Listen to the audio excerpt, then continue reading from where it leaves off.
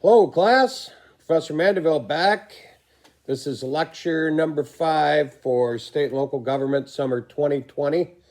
And today we're going to be talking about some of the material covered in Chapter 3 in your textbook, including state constitutions and direct democracy. So first we're going to start out with an examination of state constitutions. And most of you are probably familiar somewhat with the U.S. Constitution. We've been referring to it from time to time, looking at specific articles, especially Article 1, Section 8. But many of you probably are not very familiar with the state constitutions. All 50 states have their individual state constitutions, but due to the supremacy clause in the U.S. Constitution,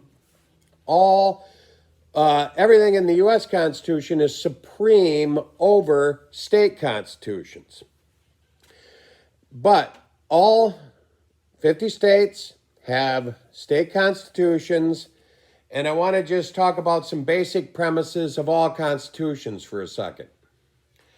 One thing that is a basic premise of the reason why you have a constitution is to limit the power of government and grant power to the people.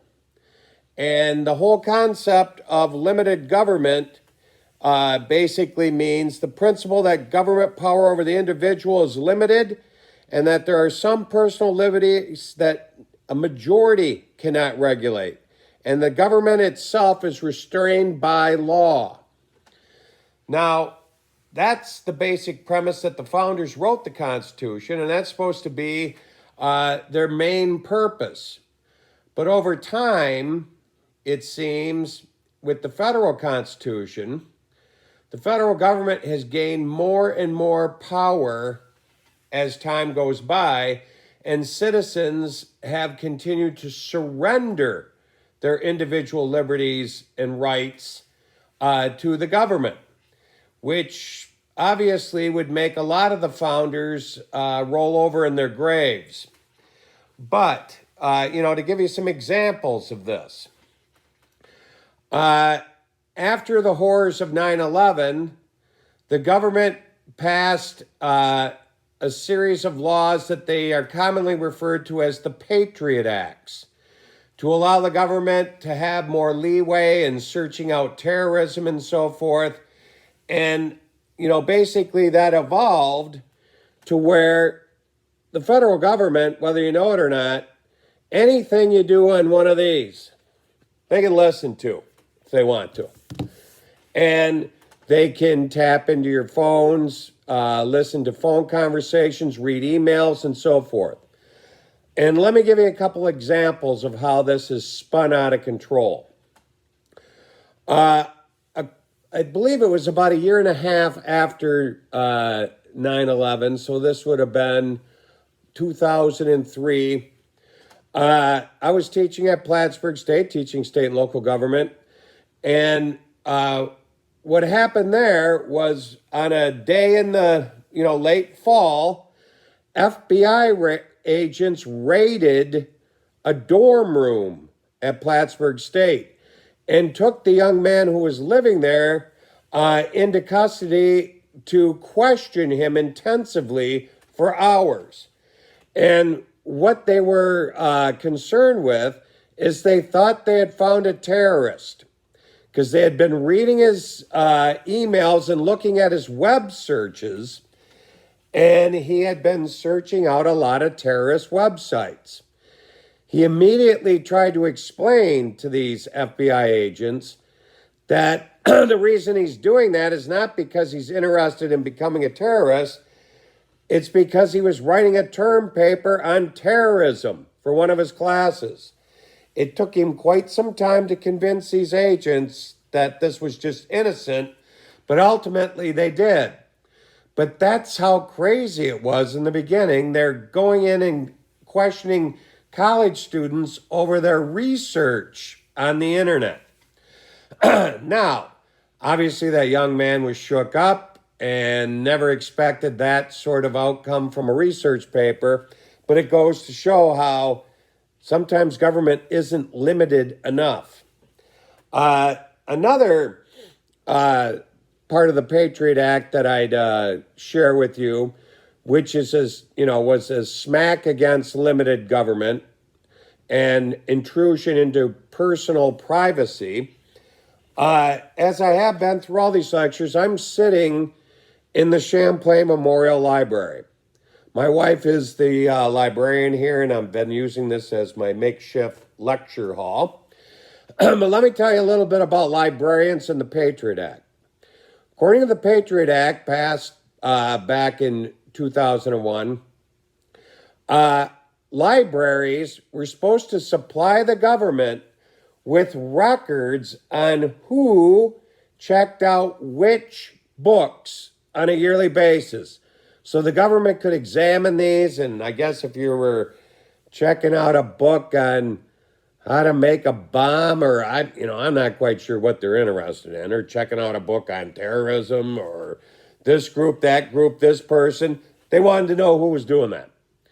Librarians across the country got together and flat out said, no, we're not doing it. Arrest us all. And you know how dangerous librarians are. They'd had to create a librarian prison for them all, I suppose. But the government is this sneaky. A year or so after that, a federal grant program was created to assist libraries across the country in something that they had been trying to do for a long time but couldn't afford it. And that was something you're all familiar with today. In the old days, some of you might remember this, you'd go into a library and they had a card catalog. And you'd look through all these little index cards separated in subjects and whatnot to find a book that was in that collection. Then you'd write down the number of the book, the Dewey Decimal System number, and go and find it in the stacks. Librarians wanted to jump into the digital age and digitize all that so they could eliminate the card catalogs and also then put barcodes in books. When you check out a book now, they scan it into a computer database and there's no more card catalogs. Federal government created a huge grant program to help libraries do that across the country. And libraries were thrilled. And all across the country, including in Clinton, Essex, and Franklin County, where we have the Clinton, Essex, Franklin Library System, which I'm a board member of, we completely digitized all of our libraries in the 3 counties. It took several years, but it was done, and it was celebrated, and it was this big modern technological breakthrough for libraries everywhere. Well, guess what? The federal government obviously can look into all these databases anytime they want. They just sneak in and look, and they can tell which books, which people checked out at which times. The librarians refused to do it, but unwittingly they cooperated in creating a system where the government can look anytime they want to. Pretty sneaky. And is that limited government? I don't know. So, the next thing we want to talk about is just constitutions in general. All constitutions, the federal Constitution obviously has a Bill of Rights, which is the first 10 amendments to the Constitution, which some of our most cherished rights are contained in, like freedom of speech, freedom of the press, freedom of religion, and so forth. Also legal rights concerning trial by jury and double jeopardy and whatnot. All state constitutions have a Bill of Rights also. And here's how this works. The Bill of Rights in the federal Constitution are the baseline of rights that we enjoy as American citizens. And they apply to us in all 50 states because it's the supreme law of the land. So states can't pick and choose and say, well, we really don't like that part of the First Amendment, so we're going to limit that, but they can't do that. It's standard for everybody. as Americans. Now, states with their Bill of Rights can guarantee additional rights to people.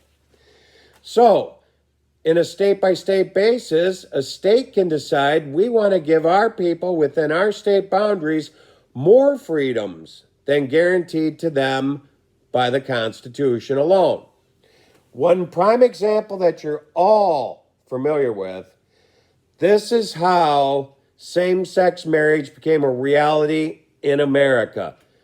It started out with civil unions in some states, turned into outright same-sex marriages being recognized in many states, and then ultimately the Supreme Court decided that it needed to be a national recognized set of rights. It started, though, at the state level, state by state by state. And on the other hand, some states resisted it and passed state constitutional amendments prohibiting it ever and not recognizing other states who did it. But now, obviously, it's recognized in all 50 states thanks to a Supreme Court decision and some others that followed. So that's how extra rights can be guaranteed. And there's plenty others besides that, but I know you're all familiar with that. So, also, as far as constitutions go, constitutions vary in length. And your book talks about this. The U.S. Constitution is roughly 8,700 words long. The longest state constitution in existence is the Constitution of Alabama. Alabama's state constitution is 376,000 words long. Now, I can remember wondering why they would have such a long constitution, especially compared to the U.S. Constitution, which is 8,700 words. It's because, first of all, they have so many amendments to it. In the Alabama State Constitution, there are 855 amendments. The U.S. Constitution has 27, I believe, off the top of my head. So, I wondered why this happened, so I started to research it and look into it. And what I discovered was the reason why they have so many amendments is because county governments in Alabama basically have no power whatsoever and really can't pass their own resolutions for their individual counties, unlike New York State can. So if a county wanted to do something like allow low stakes bingo in church basements, they'd have to get a constitutional amendment passed by the state to allow it in that specific county. So that's why that constitution is so long. Now, when it comes to constitutions more in line with the U.S. Constitution, one that's pretty close with 8,500 words is Vermont's Constitution. They're right to the point, right to the fact, and obviously their counties possess powers unlike Alabama's counties. Now, that brings us to another point. How do you change a state constitution? First of all, let me review with you how the federal constitution has changed. In order to amend the United States Constitution, there's 3 different methods. 2 have only ever been used, and one of those have only been used once. The most typical way to amend the Constitution is a proposed amendment must be passed with a 2/3 majority in both the House and the Senate. And after that happens, one thing that you need to remind yourselves of, the President of the United States has no formal input whatsoever. He can't sign it, approve it, veto it, because it's passed with a 2/3 majority, excuse me, which is in essence veto proof. takes 2/3 majority in both houses to override a veto. That's what it takes to pass a proposed constitutional amendment. That's step one.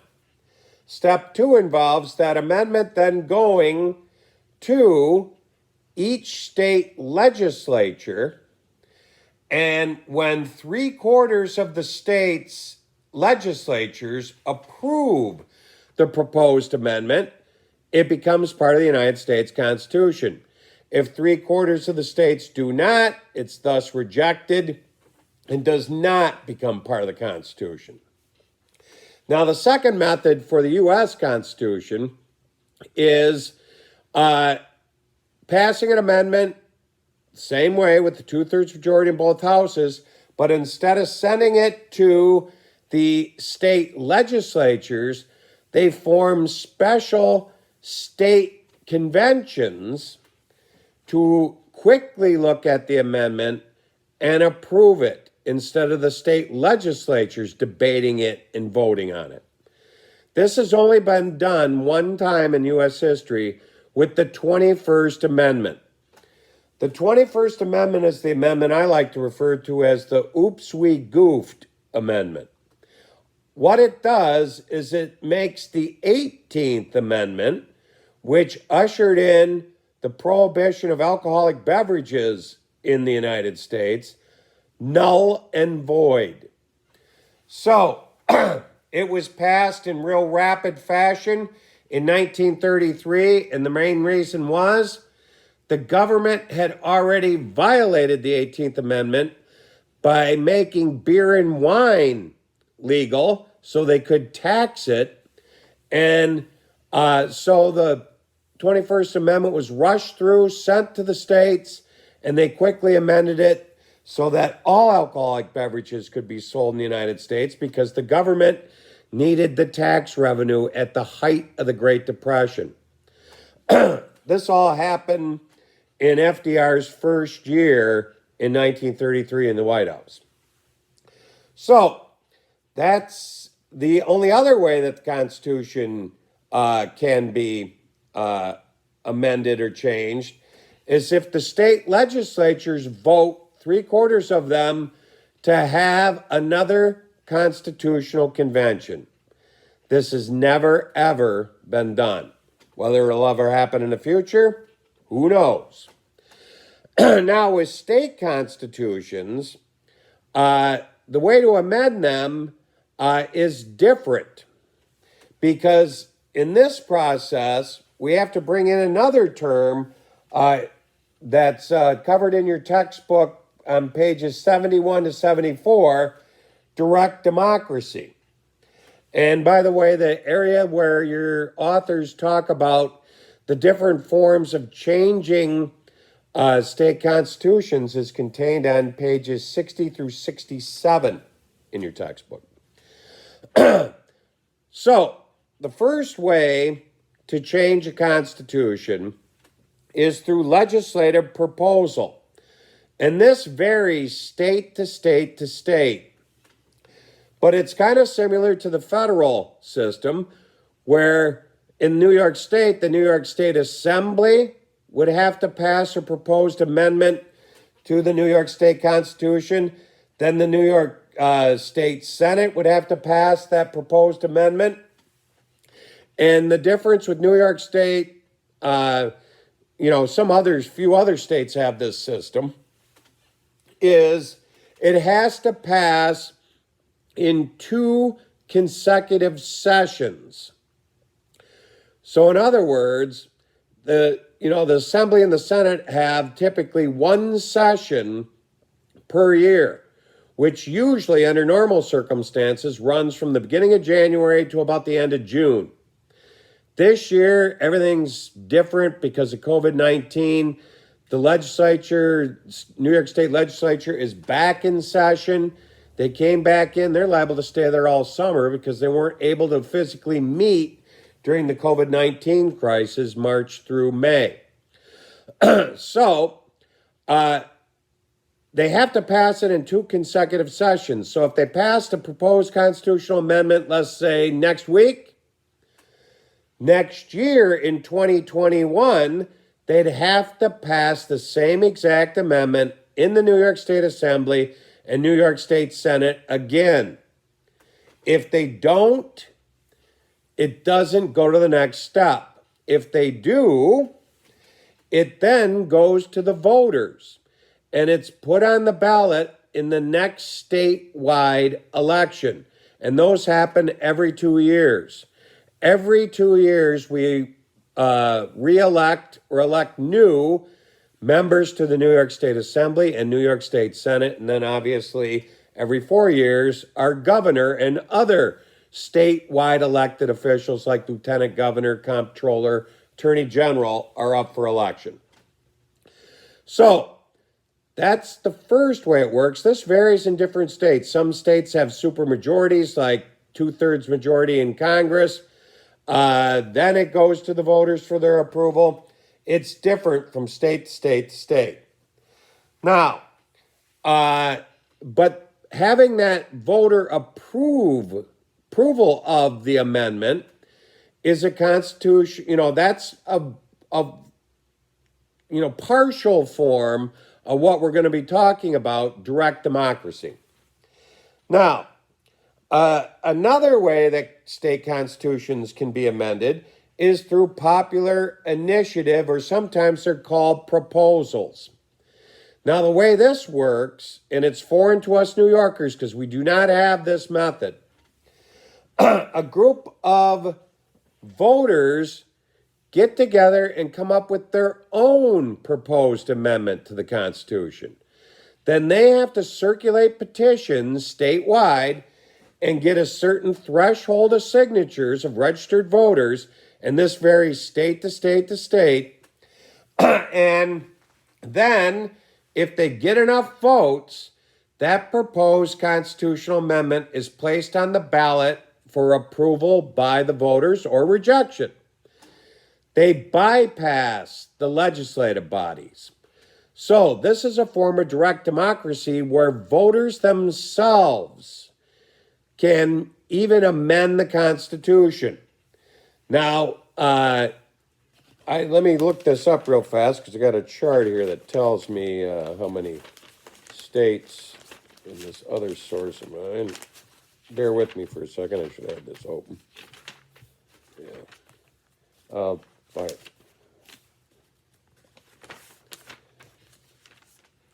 Here we are.